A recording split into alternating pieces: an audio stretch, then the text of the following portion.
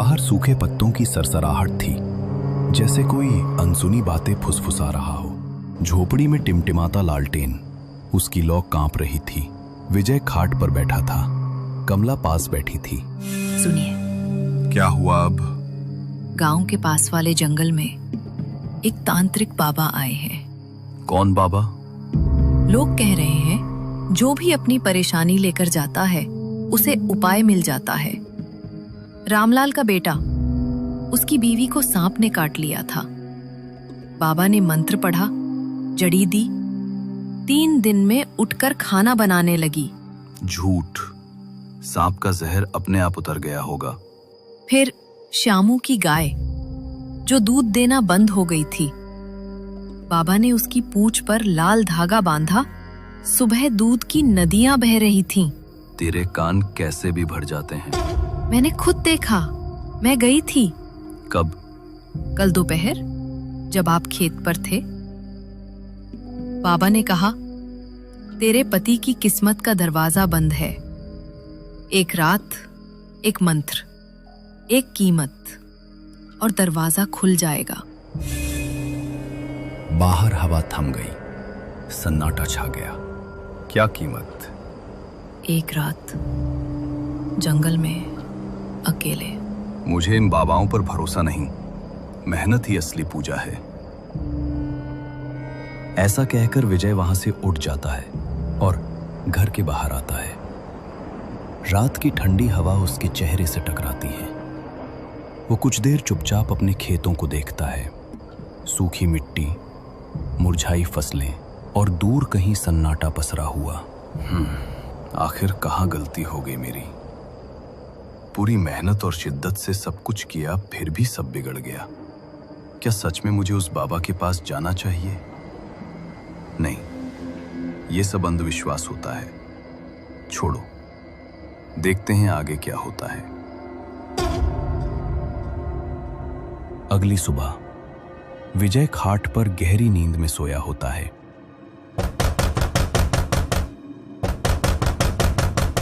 तेज आवाज सुनकर विजय घबराकर उठ बैठता है।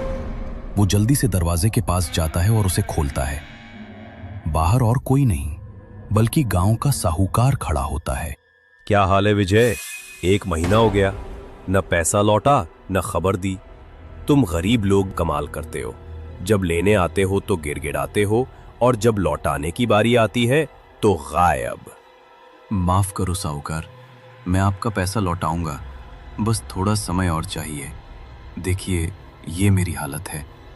जितना भी कर्ज लिया था सब इसी जमीन में लगा दिया, पर फसल सूख गई। कितना समय दूं मैं तुझे? हर दिन तेरा ब्याज तेरे मूल से भी ज्यादा हो रहा है। अब मेरे पास एक ही रास्ता बचा है, तेरी जमीन अपने नाम करवा लूं। नहीं साहूकार, ऐसा मत कीजिए। बस 1 हफ्ता और दे दीजिए। मैं कुछ न कुछ जरूर कर लूंगा। भगवान की कसम, 1 हफ्ता। कमला पीछे से निकली। कांपते हाथों से उसने साहूकार को नमस्ते की। उसकी आंखों में डर और विनती थी। उसने धीरे से हाथ जोड़ लिए, कुछ नहीं बोली, बस आंखों से दया मांग ली। साहूकार ने उसकी ओर देखा। तुम्हारी बीवी की शक्ल देखकर आज छोड़ देता हूं, वरना अब तक तेरा घर भी गिरवी हो गया होता। याद रखो विजय, सिर्फ 1 हफ्ता, उसके बाद 1 घंटा भी ज्यादा नहीं दूंगा। शुक्रिया साहूकार, शुक्रिया। साहूकार के जाते ही झोपड़ी में फिर वही सन्नाटा लौट आया। कमला दरवाजे के पास खड़ी थी। उसकी आंखों में आंसू चमक रहे थे। विजय धीरे धीरे अंदर गया, खाट पर बैठ गया, सिर झुकाए। अब भी चुप रहोगे? क्या बोलूं मैं? जो होना था हो गया। नहीं, अब और चुप नहीं बैठूंगी मैं। आज रात ही चलेंगे उस बाबा के पास, चाहे तुम्हें पसंद हो या नहीं। कमला, फिर वही बात। मैंने कहा ना, मुझे इन झूठे बाबाओं पर भरोसा नहीं। भरोसा नहीं या डर है? क्या? हाँ, डर। डर कि अगर बाबा ने सच कह दिया कि तुम्हारी किस्मत तुमसे खुद रूठ चुकी है। डर कि अगर मैं सही निकली तो तुम्हारा सारा अभिमान मिट्टी में मिल जाएगा। दोनों एकदम से शांत हो गए। ठीक है, चलो, ये भी करके देखते हैं। आखिर विजय ने कमला की बात मान ही ली। रात होते ही दोनों, कमला और विजय, घर से निकल पड़े जंगल की ओर। दिन में जो जंगल इतना खूबसूरत और शांत दिखता था, वही अब रात के अंधेरे में एक एक कदम पर डरावना लग रहा था। कमला विजय के पीछे पीछे चल रही थी। उसकी सांसें तेज हो रही थीं, पर कदम रुक नहीं रहे थे। कुछ देर चलने के बाद उन्हें दूर कहीं एक जलती हुई मशाल की रोशनी दिखाई दी। वो दोनों धीरे धीरे उसकी ओर बढ़ने लगे। जैसे जैसे वो पास पहुंचे, उन्होंने देखा एक बाबा बड़े पेड़ के नीचे बैठे थे, आंखें बंद, होठों पर कोई रहस्यमयी मंत्र चल रहा था। विजय और कमला दोनों उनके सामने जाकर रुक गए। आ गए तुम लोग। मुझे पता है तेरी बीवी पहले ही सब कुछ बता चुकी है। तेरे खेत, तेरी मेहनत, तेरी हार, सब देखा है मैंने, सब जाना है। तो आप जानते हैं कि जानता हूं सब, लेकिन अब डरने की जरूरत नहीं है। सब कुछ बदलेगा बहुत जल्द। बस करना वही जो मैं कहूंगा, बिना सवाल, बिना शक। अकेले आना, किसी को साथ मत लाना, यहां तक कि इसे भी नहीं। ये पूजा अकेले करनी होगी, वरना सब व्यर्थ हो जाएगा। अकेले, पर सवाल मत कर। जो करना है अकेले करना है। तेरी किस्मत तुझसे नाराज है और उस तक पहुंचने का रास्ता सिर्फ तुझे ही तय करना होगा। अब जाओ और चैन से सो जाओ। कल की रात तेरी जिंदगी की सबसे लंबी रात होगी। अगले दिन विजय फिर से उस बाबा के पास आया, लेकिन इस बार अकेला। उसके मन में अब भी बाबा के प्रति संकोच था, पर जैसा कहते हैं, डूबते को तिनके का सहारा। विजय धीरे धीरे उनके सामने पहुंचा और चुपचाप जमीन पर बैठ गया। कुछ पल तक बस सन्नाटा रहा। हवा में अगरबत्ती की हल्की महक थी और पेड़ की शाखाएं रह रहकर सरसराती थीं। पता था आएगा तू। तेरे मन में अब भी डर है, पर अब वापस जाने का रास्ता नहीं बचा विजय। मुझे बताइए, क्या करना होगा? कैसी साधना है ये? ये साधना साधारण नहीं है, ये मोहिनी साधना है। मोहिनी साधना? वो क्या है बाबा? क्या किसी स्त्री की पूजा करनी है या कोई देवी की?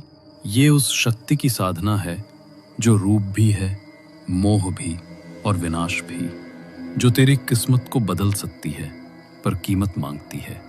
तूने मेहनत की पर नसीब ने साथ नहीं दिया। अब नसीब को मजबूर करने का समय है। रात भर यही जप करना होगा। मैं तुझे मंत्र दूंगा। सुबह की पहली किरण से पहले तक ये साधना पूरी करनी होगी।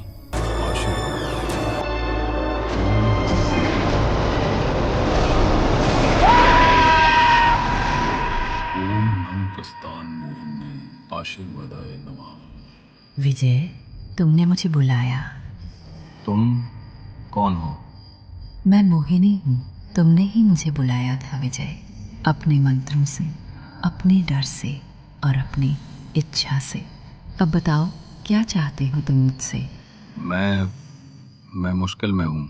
मैं तुम्हारी मदद कर सकती हूँ विजय, पर मेरी एक शर्त है। याद रखो, तुम्हारी इस साधन से मैं प्रसन्न हूँ और तुम्हारी परिस्थितियों से तुम्हें निकाल भी दूंगी। तुम्हारा दुख, तुम्हारी तंगी सब खत्म कर दूंगी। आज से मैं तुम्हारे साथ रहूंगी, तुम्हारी हर ज़रूरत का ध्यान रखूंगी। धन, सफलता, सुख सब दूंगी, पर बदले में तुम मेरे हो जाओगे हमेशा के लिए। किसी और पराई स्त्री से तुम्हारा कोई रिश्ता नहीं हो सकता, न मन से न शरीर से, कभी भी नहीं। अगर तुमने ये वचन तोड़ा तो इसका अंजाम बहुत भयानक होगा। विजय ने मोहिनी की ओर देखा। वो इतनी खूबसूरत, इतनी तेजस्वी लगी कि कुछ पल के लिए उसकी सोच ही थम सी गई। दिल में एक अजीब खिंचाव हुआ। ठीक है, मुझे मंजूर है। अगली सुबह विजय देर से उठा। घर में चारों ओर देखता रहा। सब वैसा ही था जैसा गरीबी और सूखे हुए खेतों की आदत थी। पर फिर बाहर की ओर आंख गई और उसके होश उड़ गए।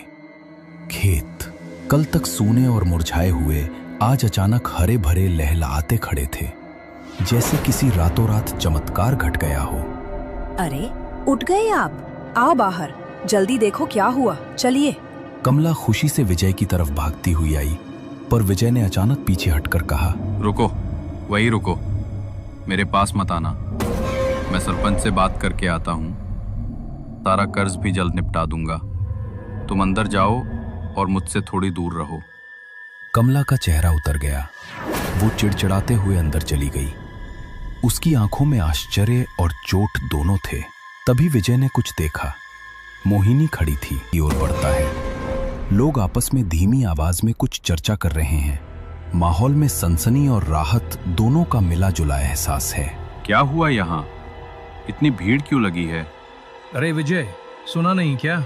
कल रात साहूकार नींद में ही चल बसा। जब सुबह नौकर ने दरवाजा खोला तो वो बिस्तर पर ऐसे पड़ा था जैसे बस सोते सोते चल बसा हो। वैसे भी उसका कोई अपना तो था नहीं, न बीवी न बच्चा। अब लगता है कि हमारा सारा कर्जा भी माफ हो जाएगा। भले वजह दुखद हो, पर भगवान का लाख लाख शुक्र है।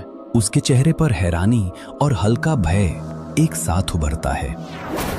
वो कुछ देर चुप खड़ा रहता है, मनी मन सोचते हुए, क्या ये सब उस साधना का नतीजा है? फिर एक क्षण में उसकी नजर सामने जाती है। पेड़ और अब घर में खामोशी बोलती थी। विजय अक्सर रातों को बाहर रहता और कमला खामोश, ठंडी, अकेली। उनके बीच अब न कोई बात थी, न कोई रिश्ता। कमला के चेहरे पर थकान, पर आंखों में उम्मीद की झिलमिलाहट है। वो धीरे से खुद से कहती है, आज बात कर ही लूंगी उससे, अब ऐसे नहीं चलेगा। वो तय कर चुकी थी, आज विजय से बात करेगी, चाहे जो हो जाए। दरवाजा चरमराता है। विजय थका हुआ कमरे में दाखिल होता है। कपड़े उतारने ही वाला होता है कि अचानक पीछे से दो नरम हाथ उसके सीने पर आ टिकते हैं। एक पल के लिए उसकी सांसें रुक जाती हैं। वो मुस्कुराता है, मन में सोचता है, मोहिनी। विजय उन हाथों को पकड़ता है, अपनी होठों से हल्के से चूमता है, धीरे धीरे पलटकर पीछे देखता है और उस पल उसका चेहरा जम जाता है। वो मोहिनी नहीं, कमला थी। क्या तुम पागल हो गई हो? कितनी बार कहा है मुझसे दूर रहो। कमला सन्न रह जाती है। उसकी आंखों में चोट और सवाल दोनों हैं। वो कुछ कहना चाहती है, मगर शब्द गले में अटक जाते हैं। मोहिनी सब देख रही होती है। उसकी आंखों में चमकती है एक ठंडी जलती हुई आग, होठों पर हल्की सी मुस्कान, धीमी पर खतरनाक। मैंने कहा था ना, किसी पराई स्त्री से रिश्ता नहीं, कभी नहीं। मोहिनी एक झटके में कमला के पीछे आ गई। उसने अपने हाथों के नुकीले नाखूनों से एक ही पल में कमला का गला काट दिया। विजय ये सब देखकर जोर से चीखता है, ये तुमने क्या किया? मेरी बीवी को मार दिया? ऐसा करने की हिम्मत कैसे हुई तुम्हारी? मुझे लगा था तुमने खुद को मुझे सौंप दिया है। तुम्हारी बीवी तुम्हें मुझसे छीनना चाहती थी, इसलिए उसे रास्ते से हटा दिया। पर लगता है तुम सिर्फ मेरी शक्तियों के लिए दिखावा कर रहे थे। नहीं, ऐसा नहीं। पर उसे मारने की क्या जरूरत थी? वो बस एक गलती थी जो मुझसे अनजाने में हो गई। तुम्हारा प्यार तुम्हारी पत्नी के लिए मैं देख पा रही हूँ विजय। तुम मुझसे पूछ रहे हो उसे मारने की क्या जरूरत थी? जाओ, अब उसी से पूछ लो। ऐसा कहकर मोहिनी विजय का भी सिर धड़ से अलग कर देती है। एक ही पल में सारा खेल खत्म हो गया। बिना किसी वजह के विजय अपनी और अपनी पत्नी की जान खो बैठा। कहने के लिए ये कहानी है, पर इस कहानी के कुछ हिस्से असली कहानी पर आधारित हैं। ऐसी और भी कहानियां हम हमारे चैनल पर लेकर आने वाले हैं, तो फॉलो कीजिए, क्योंकि डर का मतलब स्कल टेल्स।